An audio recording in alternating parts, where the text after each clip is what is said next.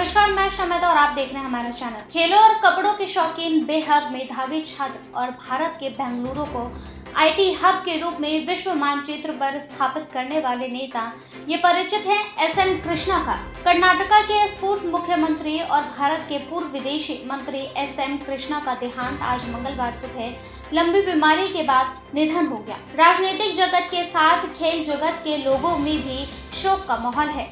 कर्नाटका राज्य में आने वाले अनिल कुंबले शोकाकुल होकर अपने प्रिय नेता को याद करते देखे गए हैं। कर्नाटका के इस राजनेता की याद में 3 दिन का राजकीय शोक कर्नाटका सरकार ने घोषित किया है और इसके सम्मान में झंडे को आधा झुका लिया गया है। कल शाम 4 बजे पूरे राजकीय सम्मान के साथ एसएम कृष्णा का अंतिम संस्कार उनके गृहनगर मुद्दुपुर में किया जाएगा।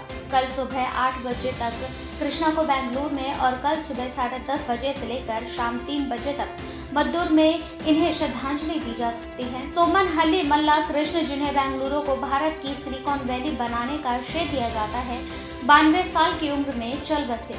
इनकी मृत्यु सुबह 2:30 से लेकर 2:45 के बीच हुई है और काफी समय से अस्पताल और घर के चक्कर काट रहे थे। 1962 में एक स्वतंत्र उम्मीदवार के रूप में मद्दूर से पहली बार चुनाव लड़ने के बाद 2023 में भारत के दूसरे उच्चतम नागरिक पुरस्कार पद्म विभूषण से अपने राजनीतिक करियर के लिए सम्मानित किए जाने के बीच में कृष्णा ने लंबी यात्रा की है, लेकिन करियर का हाई पॉइंट आया 1999 में, जब वो कर्नाटका के मुख्यमंत्री बने। वो कर्नाटका, जो पहले चंदन की लकड़ियों के तस्कर वीरप्पन के लिए जाना जाता था, उसे कृष्णा ने आईटी हब में बदल दिया, जिससे राज्य की अर्थव्यवस्था को भी बेहद फायदा हुआ है। 108 दिन तक राज्य में गहमा-गहमी का माहौल था।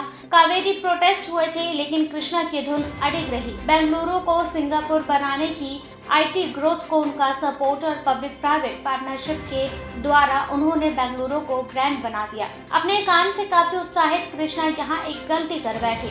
अपने कार्यकाल से 6 महीने पहले ही चुनाव का ऐलान कर दिया। फिर कृष्णा दोबारा कभी मुख्यमंत्री नहीं बन पाए। बाद में एक इंटरव्यू में उन्होंने अपनी सबसे बड़ी गलती माना।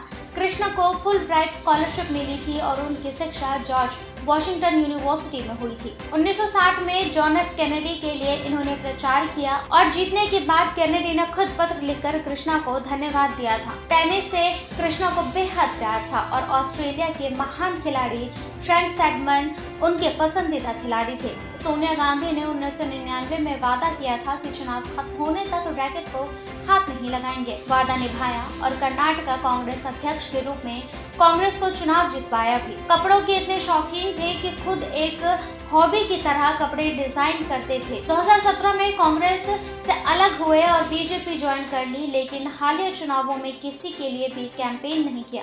उनका कहना था कि उन्हें आराम की जरूरत है। अब जब कृष्णा चिर विराम कर रहे हैं, तब भारत और खासकर कर्नाटक की जनता सर झुकाकर अपने नेता के शोक में मौन है। फिलहाल के लिए बस इतना ही है। ऐसे ही और भी खबरों को देखने के लिए देखते रहिए हमारे चैनल को और इसे लाइक, सब्सक्राइब, शेयर करना ना भूलें।